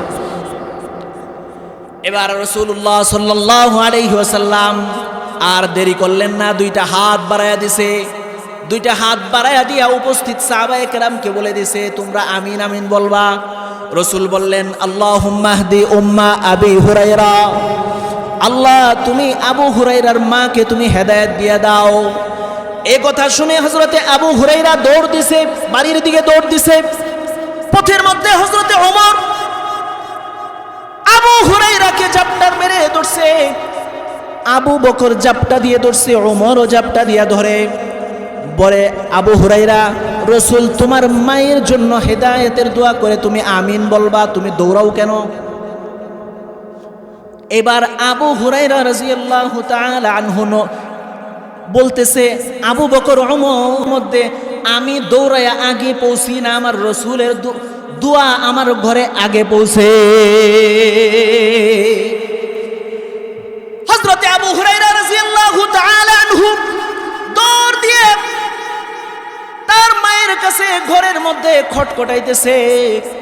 এবার মা ডাক দিয়ে বলে, কে আসছে? আমার আবু হুরায়রা নাকি? আমার আবু হুরায়রা নাকি? আবু হুরায়রা চিন্তা করতেছে, এতদিন পর্যন্ত ধমক দিয়া কথা বলতো, আজকে বলতেছে আমার আবু হুরায়রা নাকি। আবার তুই করে বলে না, বলে তুমি করে। ঘটনা তো গইটা গেছে। আল্লাহু আকবার। এবার আবু হুরায়রা মা দরজাটা খুলছে, খুলে দেখে মায়ের চুল থেকে টপ টপ করে পানি পড়তেছে, তার মানে গোসল করেছে। আবু হুরায়রাকে বুকে টাইনে নিয়ে বলে, আবু হুরায়রা তুই কোন আদর্শ গ্রহণ করলি রে আবু হুরায়রা? আমি তোকে এত আঘাত করলাম, এত মার দিলাম, এত গালিগালাজ করলাম, কোনোদিন একটা টু শব্দ পর্যন্ত করলি না, কোনোদিন আমার দিকে একটু বড় চোখ করে তাকাইলি না, ঘটনাটা কি রে? এবার আবু হুরায়রা বলতেছে, মা গো তুমি কি জানতে চাও বুঝায় কও। মা বলতেছে, আবু হুরায়রা তুই যে আদর্শ গ্রহণ করে এত উত্তম আচরণ গ্রহণ করেছিস, আমাকে নিয়ে চল ওই ব্যক্তির কাছে যার আদর্শ তুই গ্রহণ করেছিস, আমিও সেই আদর্শ গ্রহণ করব। আবু হুরায়রা তার মাকে রসুলের কাছে নিয়ে আসছে। রসুলের কাছে আসার বলার পরে হযরতে আবু হুরায়রার মা বলতেছে, ইয়া রাসূলুল্লাহ, ইয়া হাবিবাল্লাহ, আপনি আমার সন্তানটাকে যেই সুন্দর আচরণ শিক্ষা দিয়েছেন, যেই সুন্দর আচরণ শিক্ষা দেওয়ার কারণে এত আঘাত করলাম, এত গালিগালাজ করলাম, কোনদিন আমাকে টু শব্দ করলো না, আমাকেও আপনি কালেমা পড়ে মুসলমান বানায় আনে। মুসলমান হয়ে গেছে। এই যে বাবা মার সাথে খারাপ আচরণ কোনদিন করে নাই, এত ধমক দিল, এত আঘাত করলো, আবু হুরায়রা কোনদিন মাকে খারাপ আচরণ করছে? কোনদিন করে নাই। সম্মানিত হাজিরিন, হযরতে আবু হুরায়রা রাদিয়াল্লাহু তাআলা আনহু এমন একজন সাহাবী ছিলেন, হাদিসের যত হাদিসের সনদ আছে, রসুল থেকে হাদিস আমাদের পর্যন্ত আসছে, সবচাইতে বেশি হাদিস হযরতে আবু হুরায়রার সনদে আসছে। সুবহানাল্লাহ বলেন। তাহলে বাবা মার সাথে আমরা খারাপ আচরণ করব? বলেন বলেন, এই হাদিস দ্বারা কি বোঝা গেল? খারাপ আচরণ করব? ইমাম বুখারী রহমতুল্লাহি আলাইহি যখন ছোট, ইমাম বুখারী হয় নাই, ইমাম বুখারী হয় নাই, তখন ছোট্টকালে ইমাম বুখারী রহমতুল্লাহি আলাইহি অন্ধ হয়ে গেছে। অন্ধ হয়ে গেছে। মা যখন এটা দেখছে সন্তান অন্ধ হয়ে গেছে, মায়ের কি পেরেশানি, মায়ের কি দুঃখ। মায়ের একটা পা যদি কেটে যায় তাহলে যতটুকু না ব্যথা পায়, সন্তানের পায়ে একটা কাঁটা বিঁধলে তার চেয়ে বেশি কষ্ট পায়। এই যে ইমাম বুখারী, তখনও ইমাম বুখারী হন নাই, ছোট্টকাল, অন্ধ হয়ে গেছে। মা যখন অবস্থা দেখছে তার পেরেশানি শেষ নাই, এবার সিজদায় পড়ে গেছে। সিজদায় পড়ে বলতেছে, আল্লাহ তুমি আমাকে একটা সন্তান দিয়েছ, তুমি আমার এই সন্তানটাকে তুমি অন্ধ বানায় দিছো। আল্লাহ, তুমি আমার সন্তানকে ভালো না করা পর্যন্ত আমি সিজদা থেকে উঠব না। আল্লাহ, তুমি আমার সন্তানটাকে ভালো করে দাও। এমন সময় একটা গাইবী আওয়াজ আসছে। আওয়াজ আসার সাথে সাথে হযরতে ইমাম বুখারীর মা সিজদা থেকে উঠছে। উঠে দেখে আবু, এই ইমাম বুখারী ইসমাইলের চোখ সাথে সাথে ভালো হয়ে গেছে। সুবহানাল্লাহ। অর্থাৎ সন্তানের জন্য যদি বাবা মা দোয়া করে, সেই দোয়া সাথে সাথে কবুল, কোনো সন্দেহ নাই, সাথে সাথে কবুল। আপনারা পীরের কাছে দোয়া চান, আপনারা আলেমকে দাওয়াত দিয়ে খাওয়ান, আপনারা ফকির দরবেশকে খাওয়ান, কিসের জন্য? আপনার ব্যবসা যেন ভালো হয়, আপনি যেন দলের বড় পদটা পান, আপনি যেন এমপি মেম্বার হইতে পারেন, চেয়ারম্যান হইতে পারেন, আর গরিবের চাউলগুলো চুরি করে খাইতে পারেন। কথা বলেন ঠিক কিনা? আজকে একজন আলেম মেম্বারের ইতিহাস শুনলাম। একজন গরিব মহিলা, তার ঘরে একজন গরিব মহিলা যার উপার্জনক্ষম কেউ নাই, এমন মহিলাকে 2 বছর পর্যন্ত 30 কেজি প্রতি মাসে চাউল দেওয়ার ব্যবস্থা আছে সরকার থেকে। গ্রামের মধ্যে খুঁজা তো আমরা দেখি না। এই যে আজকে যে ঘটনাটা শুনলাম, এর আগে এই ঘটনা আমিও জানতাম। নোয়াখালীর একজন আলেম, সে মেম্বার, সে আজকে ইতিহাস শোনাইল। দেখা যাবে দেখা যায় নিজের ঘরের মধ্যেই সব ঢুকায় দেয়। কথা বলেন ঠিক কিনা? সুতরাং এই অবস্থা চেঞ্জ করতে হলে ইসলামী খেলাফতের কোনো বিকল্প নাই। কথা বলেন ঠিক কিনা? ইসলামী হুকুমত যদি বাংলাদেশে কায়েম হয়, তাহলে কোনো গদ্দর্শনকারী থাকবে না। বাংলাদেশে যদি ইসলামী হুকুমত কায়েম করা হয়, তাহলে কোনো ঘুষখোর সুদখোরের কোনো জায়গা বাংলাদেশে হবে না। সুতরাং যারা ইসলামী রাজনীতি করতে চায়, ইসলামের পক্ষে ভোট চায়, তাদেরকে ভোট দিতে হবে। পারবেন তো ইনশাল্লাহ? নাকি সুরেরে দিবেন? ইসলামের পক্ষে, কোরআনের পক্ষে সবসময় থাকতে হবে। পারবেন ইনশাল্লাহ? বলছিলাম যে ইমাম বুখারীর মা দোয়া করছে, তার চোখ সাথে সাথে ভালো হয়ে গেছে। আপনারা দোয়া চান আরেকজনের কাছে। রাসূলুল্লাহ সাল্লাল্লাহু আলাইহি ওয়াসাল্লাম বলেছেন, হুমা জান্নাতুকা ওয়া নারুকা। রাসূল বলেন, তুমি যদি জান্নাত পেতে চাও, তাহলে মা বাবার সেবা করে তুমি মা বাবাকে সন্তুষ্ট করো, তাহলে তুমি জান্নাত পেয়ে যাইবা। আর যদি বাবা মাকে সন্তুষ্ট না করতে পারো, তুমি যত হাজি গাজী হয়ে যাও, তোমার স্থান হবে জাহান্নাম। হুমা জান্নাতুকা ওয়া নারুকা। রাসূল সাল্লাল্লাহু আলাইহি ওয়াসাল্লাম আরো বলতেছেন, তুমি যদি আল্লাহকে সন্তুষ্ট করতে চাও, বাবা মাকে সন্তুষ্ট করো। বাবা মা যদি তোমার উপর সন্তুষ্ট হয়ে যায়, মনে রাখো আল্লাহ তোমার উপর অটোমেটিক সন্তুষ্ট হয়ে যাবে। আর যদি বাবা মা অসন্তুষ্ট হয়ে যায়, আর যত দাওয়াত হুজুরকে খিলাও, তোমার স্থান জাহান্নাম হবে। স্থান জাহান্নাম হবে, আল্লাহ অসন্তুষ্ট হয়ে যাবে। সুতরাং বাবা মার খেদমত করতে হবে তো নাকি? হযরতে জুরাইজ, হাদিসের কিতাবের মধ্যে আসছে, হযরতে জুরাইজ বাবা মা বদদোয়া করলেও কবুল, দোয়া করলেও কবুল। হযরতে জুরাইজ একজন আল্লাহর ওলি ছিলেন, বড় একজন আল্লাহর ওলি। তিনি একদিন নামাজে দাঁড়াইছে, নামাজের মধ্যে দাঁড়াইছে। এবার মায়ের কিছু একটা দরকার পড়ছে, আসছে সন্তানের কাছে। আলাদা আলাদা ঘরে থাকে, সন্তান পাহাড়ের উপরে থাকে, মা একটু নিচের জায়গায় থাকে। তো মা উপরে গেছে, সন্তানের কাছে গেছে, একটু দরকার। মা ঘরের মধ্যে খটখটাইতেছে দরজার মধ্যে। সন্তান জুরাইজ সে ঘরের দরজা লাগাইয়া সে নামাজে দাঁড়াইছে, তাহাজ্জুদের নামাজে দাঁড়াইছে। এই দিক দিয়ে মা খটখটাইতেছে। জুরাইজ তো পেরেশানির মধ্যে পড়ে গেছে, আল্লাহর সামনে দাঁড়াইছি, এখন আল্লাহকে ছাইরা কি মাকে সারা দিব না আল্লাহর সামনেই দাঁড়াইয়া থাকবো? পেরেশানির মধ্যে পড়ে গেছে। এবার সে চিন্তা করতেছে, না আল্লাহকেই প্রাধান্য দেই, আল্লাহকেই প্রাধান্য দেই।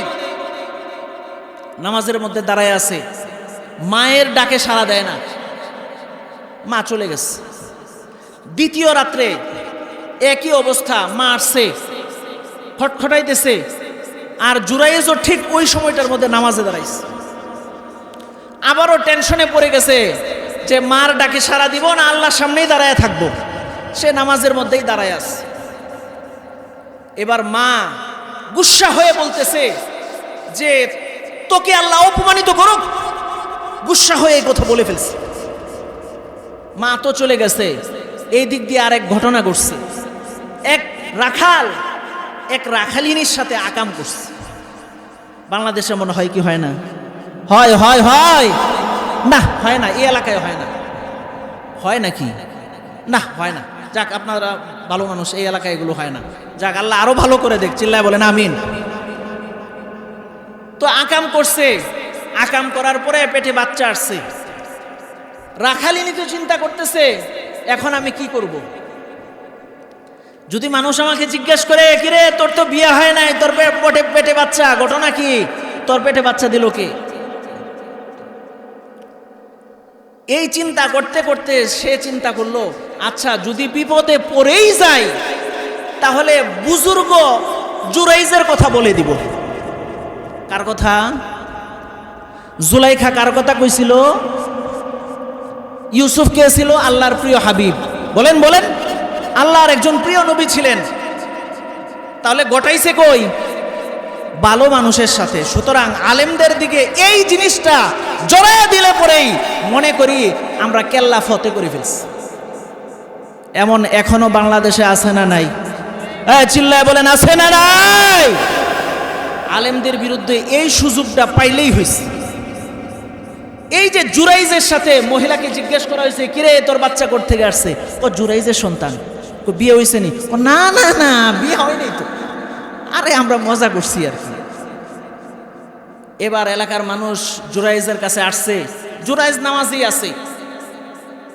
এবার এলাকার মানুষ এসে বলতেছে আরে পিসাব তুমি বুজুর্গ গিরি করতেছো আর এদিক দিয়ে আকাম করে রেখে দিস।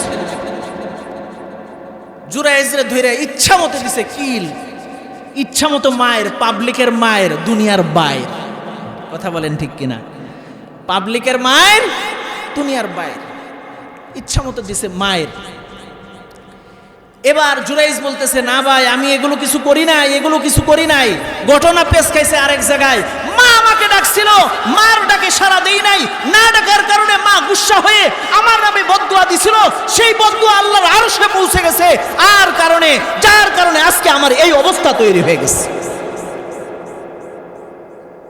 এবার আল্লাহ ওই যে রাখালিনী তারে বুঝ দিয়া দিছে। এবার সে পাবলিকের সামনে আইসা বলতেছে যে পাবলিক ভাইয়েরা আমার, ঘটনা এখানে না, ঘটনা ওই জায়গায়। ঘটনা কোন জায়গায়? ঘটনা ওই জায়গায়, ঘটনা এখানে না। তাহলে মিথ্যা প্রতিপন্ন হয়েছে। জুরাইজ ভালো, প্রমাণ হইল কিনা? ইউসুফ ভালো, প্রমাণ হইল কিনা? আলেমের বিরুদ্ধে কুৎসা রটনা করলেও পরবর্তীতে পাবলিক এটা খায় কি খায় না? খায় খায় খায় খায় না। কারণ ওলামায়ে কেরাম পাবলিকের অন্তরের মধ্যে রাজত্ব করে। কথা বলেন ঠিক কিনা? আলেমের মুকুট না থাকতে পারে, পদ না থাকতে পারে, কিন্তু মুসলমানের অন্তরের মধ্যে একমাত্র রাজত্ব করলে হলো ওলামায়ে কেরাম। কথা বলেন ঠিক কিনা? তো জুরাইজের দোয়া, জুরাইজের মা যখন জুরাইজের জন্য বদদোয়া দিছে, কবুল কিন্তু হয়ে গেছে। সুতরাং আমাদের সতর্ক থাকতে হবে যে আমরা মায়ের বদদোয়া নিব না, আমরা দোয়া নিব। আমাদের নিজেকে চিন্তা করতে হবে, আমাদের নিজেদেরকে প্রশ্ন করতে হবে। ইতিহাস বলবো একটা। এক রাখাল, সে পাকিস্তানের ঘটনা উলামায়ে কেরামের জবান থেকে শুনেছি। এক রাখাল, তার স্ত্রী একটা মাত্র সন্তান, এই সন্তানকে লালন পালন করছে। সন্তানকে লালন পালন করে বড় করছে, চাকরি টাকরি পাইছে, ভালো চাকরি, ভালো বেতন পায়। সন্তানকে বিবাহ শাদী করাইছে, বড় হয়ে গেছে, বিবাহ শাদী করাইছে। যে বউ আছে সেই বউ আইসা কিছুদিন পরে পরে যখন চাকরি থেকে সন্তান ফিরে আসে, ঢাকা থেকে মনে করেন যখন টাঙ্গাইলের এই নান্দুরিয়া এলাকায় আসে, বউ তো নান্দুরিয়া থাকে, শাশুড়ি বউ একসাথে থাকে। এরপরে এই বউ আইসা সন্তানকে খালি বলে যে আপনার মা আমারে অত্যাচার করে রাখে না, খুব অত্যাচার করে, কথায় কথায় খালি খুঁটা দেয়, মিথ্যা অভিযোগ করতেছে। একটা সময় শুনতে শুনতে শুনতে শুনতে একটা সময় মায়ের প্রতি সে বিতৃষ্ণা হয়ে গেছে। এবার স্ত্রী বলতেছে, যান আমগো বাড়িতে থাকবেন, আমাদের বাড়িতে আপনি থাইকা আপনি আমাদের গরজমাই থাকবেন। সন্তান চলে গেছে। এমন কি হয় কি হয় না? সন্তান এবার চলে গেছে। সন্তান চলে যাওয়ার পরে দীর্ঘদিন হয়ে গেছে, সন্তান শ্বশুর বাড়িতে থাকে। একটা সময় সন্তান সে অসুস্থ হয়ে পড়ে গেছে।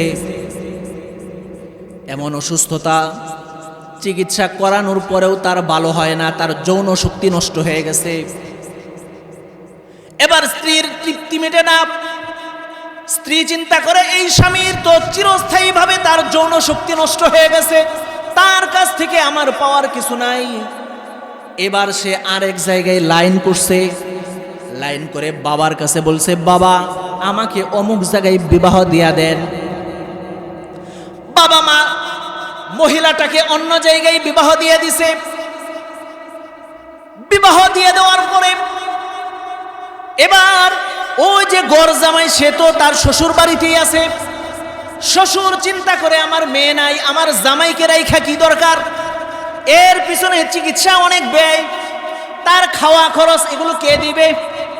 এতদিন সে চাকরি করছে, শ্বশুর বাড়ির মানুষগুলোকে খাওয়াইছে, সব ভুলে গেছে। এবার চিন্তা করে, তার চিকিৎসার ব্যয় আমি দিতে পারবো না, তার খাবার দাবারের ব্যবস্থা করলে আমার লাভ কি? একটা সময় ঘর থেকে বের করে দিছে। এবার সন্তানটা রাস্তা দিয়ে হাঁটে আর চিন্তা করে, যে স্ত্রীর কথায় আমি আমার বাবা মাকে আমার এলাকা ছেড়ে আমি এখানে চলে আসলাম, সেই স্ত্রীটাও অন্যের হাত ধরে চলে গেল। আমার সারা জীবনের চাকরির টাকা পয়সা দিয়ে আমি যেই শ্বশুর শাশুড়িকে লালন পালন করলাম, এই শ্বশুর শাশুড়িও আজকে আমাকে বের করে দিল। আজকে আমার থাকার মতো কোনো জায়গা নাই, খাওয়ার মতো কোনো ব্যবস্থা নাই। সন্তান চিন্তা করতেছে, রাস্তা দিয়ে হাঁটতেছে, কোথায় যাব, যাওয়ার কোনো জায়গা নাই। হঠাৎ করে তার মাথায় আসছে, হঠাৎ করে সে চিন্তা করে, আমি আমার বাবা মার কাছে চলে যাব। বাবা মাকে তো আল্লাহ তাআলা এমন একটা দরদি দিল দিছে, যেই দিলের মধ্যে হাজার রকমের সন্তান কষ্ট দিলে পরেও বাবা মা মাফ করে দেয়। আমি এখন বাবা মার কাছে চলে যাব, বাবা মা আমাকে মাফ করে দিবে। চলতেছে, চলতে চলতে নিজের এলাকায় চলে গেছে, যেখানে বাড়িটা ছিল সেই জায়গার মধ্যে সে চলে গেছে। এবার ওইখানে গিয়ে দেখে কোনো বাড়ি নাই, আঙ্গুরের বাগান হয়ে আছে। যেই জায়গায় বাড়িটা ছিল ওই জায়গায় আঙ্গুরের বাগান। একজন কৃষক আঙ্গুরের বাগান যে দেখাশোনা করে, সে পাশে বসে আছে।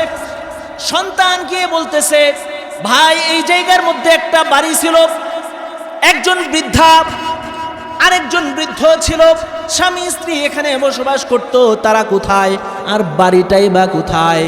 এবার কৃষক বলতেছে, এখানে একটা বাড়ি ছিল, কথা সত্য, একজন বৃদ্ধা একজন বৃদ্ধ ছিল, তাও সত্য, কিন্তু এই বৃদ্ধ, যিনি পুরুষ বৃদ্ধ ছিলেন, তার এত অসুস্থতা হয়েছে, তার চিকিৎসা করতে করতে সব টাকা পয়সা শেষ হয়ে গেছে।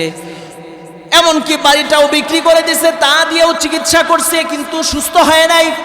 গত 3 বছর আগে পুরুষটা মারা গেছে, আর মহিলাটা কাঁদতে কাঁদতে তার চোখগুলো অন্ধ হয়ে গেছে। আমি শুনেছি, কৃষক বলতেছে, আমি শুনেছি তাদের একটা সন্তান ছিল, ওই সন্তানটা তাদেরকে রেখে চলে গেছে। আমি যদি ওই সন্তানটাকে পাইতাম, এই আমার হাতের ছুরিটা দিয়ে তার সন্তানের হাত পা গুলো একটা একটা করে কাটতাম। ছেলেটা কাঁদতেছে আর চিন্তা করে, কি হয়ে গেল, কি হয়ে গেল, আমার বাবা মা দুনিয়ার জমিনে নাই। কিন্তু কৃষকটাকে এসে মুখ ফুটে বলতে পারতেছে না, কিন্তু অন্তরটা ফেটে যায়, আমার বাবা বুঝি মারা গেছে। এবার সে বলতেছে, ভাই আমাকে একটু বলে দাও, আমার মা কোথায় থাকে, বৃদ্ধা মহিলাটা কই থাকে? বলতেছে অমুক এলাকার অমুক বাড়ির গোয়াল ঘরে একটা বৃদ্ধা মহিলা থাকে, দেখবা অন্ধ, সারাদিন সে মানুষের বাড়িতে ভিক্ষা করে, আর রাত্রে বেলা ওই ব্যক্তির গোয়াল ঘরে থাকে, ওইখানে যাও পাবা। কিছু না বলে সে হাঁটা শুরু করছে। সন্ধ্যা হয়ে যায়, সন্ধ্যা হয়ে যায়, কিন্তু বৃদ্ধা মহিলাকে দেখতে পায় না, বাড়িতে নাই। একটু পরে দেখে লাঠিতে ভর করে করে একজন অন্ধ মহিলা আসতেছে। যখন কাছে আসে সে চিনতে পারে এই তো আমার মা। মহিলাটা সন্ধ্যায় ঘরে ফিরে আসছে, অজু করছে, অজু করে নামাজে দাঁড়ায় গেছে। নামাজে দাঁড়ায়া দাঁড়ায়া যখন সিজদা দিছে, রুকু করছে, নামাজ শেষ করছে, এবার দুইটা হাত বাড়ায়া দিয়া বলতেছে আল্লাহ।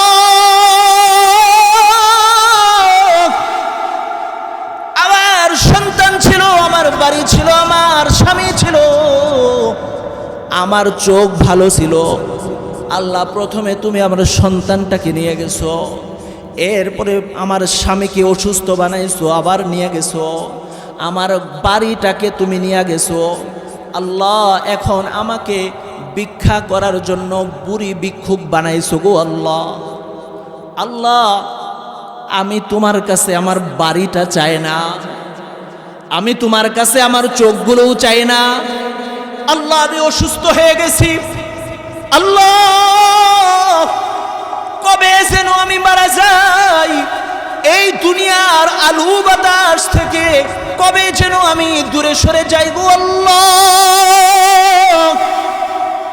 আল্লাহ, আমি তোমার কাছে আমার চক্ষু চাই না, স্বামী চাই না, বাড়ি চাই না, কিন্তু আল্লাহ আমার সন্তানটাকে তুমি ফিরে দাও। আবার সন্তানটাকে তোমার কাছে এই জন্য চাই না যে আমার সন্তান কামাই করে আমাকে খাওয়াবে। আল্লাহ, আমি সন্তানটাকে এই কারণে চাই, কয়েকদিন পরে যখন আমি মারা যাব, পরপুরুষে আমাকে কবরের মধ্যে নামাবে। আমার সন্তান যদি থাকে, আমার সন্তানের হাতে আমার হাত, আমার শরীরটা থাকবে, আমার সন্তান তার হাতে করে তার মা, আমি এই বৃদ্ধা ভিক্ষুককে কবরে নামাবে। পরপুরুষের হাত যেন আমার শরীরে না লাগে। আল্লাহ, এই জন্য তুমি আমার সন্তানটাকে, আমি তোমার কাছে চাই, আমার সন্তানটাকে তুমি দিয়ে দাও। সন্তানটা এই দৃশ্য দেখতেছে আর শুনতেছে। মা স্বামী চায় না, মা কিছুই চায় না, দুনিয়ার কিছু চায় না, শুধু সন্তানটাকে চায়। সন্তানের বুকটা কাঁদতে কাঁদতে চূর্ণ বিচূর্ণ হয়ে যাওয়ার মতো অবস্থা। কিন্তু সন্তানটা সাহস করে একটাবার মধুর ডাক মা বলে ডাকার সাহস সে পায় না। সে চিন্তা করে মাকে আমাকে গ্রহণ করবে, আবার চিন্তা করে মা যেহেতু আমাকে আল্লাহর কাছে চাইতেছে, সুতরাং আমার মা আমাকে ফেলে দিবে না। হঠাৎ করে তার অনিচ্ছাকৃত তার জবান থেকে একটা শব্দ বেশি আসে, মা। যখন মায়ের কানের মধ্যে সন্তানের আওয়াজটা পৌঁছে যায়, মা তো কিছুই দেখে না, মা তো কিছুই দেখে না। সন্তানের আওয়াজটা যখন সে পায়, এবার সন্তান দৌড়ায়া মায়ের কুলের মধ্যে আসে। সন্তানও কাঁদে, মাও কাঁদে। সন্তান তুই কই ছিলি, সন্তান তুই কই ছিলি, এতদিন কই ছিলি, আয় আয় আমার বুকে আয়। মা তার হাতটা দিয়ে সন্তানের চেহারার মধ্যে বুলাইতে থাকে। এবার সন্তান বলতে থাকে, সন্তানকে মা বলতে থাকে, সন্তান তোর চেহারার মধ্যে তো আর একটু গোশত ছিল, তোর চেহারার গোশতগুলো কোথায় গেছে, তোর কি হয়েছে সন্তান? এবার সন্তান বলে, মা তোমার সন্তান অসুস্থ, তোমার সন্তানের জীবন শেষ। বলে তোর কোনো চিন্তা নাই, আমি তোকে ভিক্ষা করে খাওয়াবো। আল্লাহু আকবার। সন্তানকে মা ছাড়ে নাই, মা সন্তানকে আগলে রেখে চিরদিনের জন্য তার কাছে রেখে দিয়েছে। সুবহানাল্লাহ। মা তার সন্তানকে ছেড়ে দেয় নাই। ও দোস্ত, আজকে আমার মা বাবার সাথে আমরা কত খারাপ আচরণ করি। আমাদের মা বাবার সাথে আজকে থেকে ভালো আচরণ করবো তো ইনশাআল্লাহ? এই কে কে হাত তুলেন, আল্লাহকে দেখান। নারায়ে তাকবীর, নারায়ে তাকবীর। সব ভাই পারবো তো ইনশাআল্লাহ? সন্তান বাবা মার সাথে কয়টা ভালো আচরণ করবে? এইখানে কার কার বাবা মা আছে হাত তুলেন তো। মা আছে বাবা নাই, দুইজনই আছে এমন সবাই হাত তুলেন। দুইজনই আছে, খুব অল্প সংখ্যক, আপনারা হাত নামান। দুইজন নাই অথবা একজন নাই, হাত তুলেন, হাত নামান। আমাদের অনেকের বাবা মা নাই। 5টা ভালো আচরণ আল্লাহ বললেন, যখন বাবা মা মারা যাবে তখন বাবা মার জন্য তোমরা সওয়াব পাঠাও। কয় নাম্বার আচরণ? কয়জন পাঠাই? সওয়াব কয়জন পাঠাই? বাবা মা আমার জন্য এত সম্পদ রেখে গেলেন, আমি বাবা মার জন্য কি করলাম? সব সম্পদ। রাসূলুল্লাহ সাল্লাল্লাহু আলাইহি ওয়াসাল্লাম বলছেন যে তোমার সম্পদ কোনটা জানো? যেই সম্পদ তুমি তোমার জন্য খরচ করছো, তোমার জন্য খরচ করছো, আল্লাহ রাস্তায় দিছো, সেটা হলো তোমার সম্পদ। আর যেটা রেখে গেছো সেটা তোমার সম্পদ। সম্মানিত হাজিরিন, আমরা কয়জন নিজের জন্য করছি বলেন? এবার কতটুকু করছি? সব সন্তানদের জন্য করে যাই। আমি আপনাদের কাছে আপনাদের বাবা মায়ের জন্য কিছু, বাবা মায়ের জন্য হাদিয়া পাঠানোকে আপনাদের কাছে আবেদন করি। বাবা মা এত কিছু করলেন, এত কিছু রেখে গেলেন, আমরা কিছুই করলাম না। কেমন সন্তান আমরা হইলাম? স্বপ্ন দেখছে, স্বপ্ন দেখার পরে বলতেছে যে মুরিদ, আল্লাহ তোমার সাথে কেমন আচরণ করছে? মুরিদ বলতেছে, হুজুর আমার একটা মেয়ে আছে, অমুক এলাকায় থাকে, আপনি একটু ওই মেয়ের কাছে, আমার মেয়ের কাছে গিয়ে বলেন এই মেয়ে যেন আমার জন্য কিছু পাঠায়। বুজুর্গের ঘুম ভেঙে গেছে, ওই এলাকায় গেছে, যাওয়ার পরে বলতেছে যে অমুক ব্যক্তির মেয়েকে। মানুষের কাছে জিজ্ঞেস করছে, মানুষ বলছে অমুক জায়গায় যান, দেখেন গিয়ে ওখানে তার মেয়ে আছে। বুজুর্গ গিয়ে দেখে ওই মেয়ে একটা নদীতে গোসল করতেছে, কাপড় চোপড়ের ঠিক নাই। বুজুর্গ তার দিকে তাকায় না, না তাকায় বলতেছে, মা আমি আজকে রাত্রে তোমার বাবাকে স্বপ্ন দেখছি।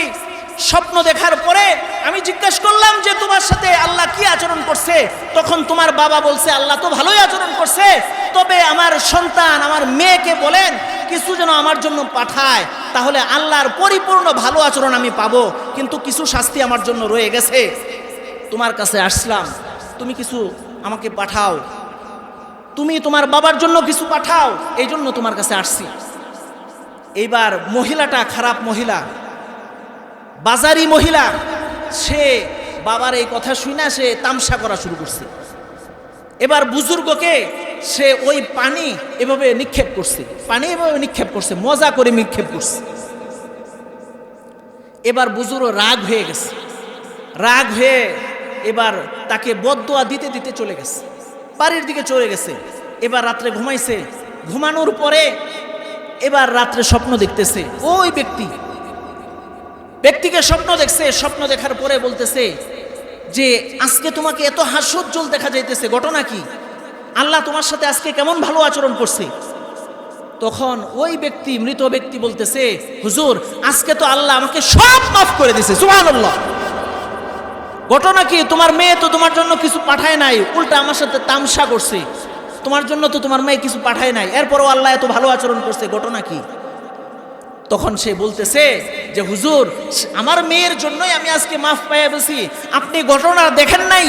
তার ঘটনা হলো যখন আমার সন্তান, আমার মেয়ে আপনার দিকে মজা করে পানি নিক্ষেপ করছে, ওই আপনার কাছে একটা পোকা দীর্ঘদিন পর্যন্ত এখানে বসবাস করতেছিল, সে পানির জন্য হাহাকার করতেছিল, একটু তৃষ্ণার জন্য পানি চাচ্ছিল, কোনোদিন পানি পাচ্ছিল না। আমার সন্তানটা যখন পানি নিক্ষেপ করছে, ওই পোকাটার উপরে একটু পানি পড়ে গেছে, আর পোকাটা পানি পান করছে, আল্লাহর কাছে দোয়া করছে, আল্লাহ যেই ব্যক্তিটা আমার জন্য পানি পাঠিয়ে দিছে তার সব কিছু আল্লাহ আপনি পরিবর্তন করে দেন, সুবহানাল্লাহ। এই যে পানিটা পাঠাইছে এই জন্য আল্লাহ আমাকে মাফ করে দিছে। তাহলে কি বোঝা গেল? সন্তান যখন মা বাবার জন্য কিছু পাঠায়, সদকায়ে জারিয়া পাঠায়, তখন এই সব আল্লাহ তাআলা এগুলো বাবা মার কাছে যথাযথভাবে পৌঁছে দেন। সুবহানাল্লাহ কইতেন না? আল্লাহু আকবার। এখন আপনাদের কাছে আমি মসজিদের জন্য, আপনাদের সন্তানদের কাছে আমি চাই, কিছু চাই, আপনারা বাবাদের জন্য, মাদের জন্য আপনারা কিছু পাঠান। সবাই রাজি আছেন?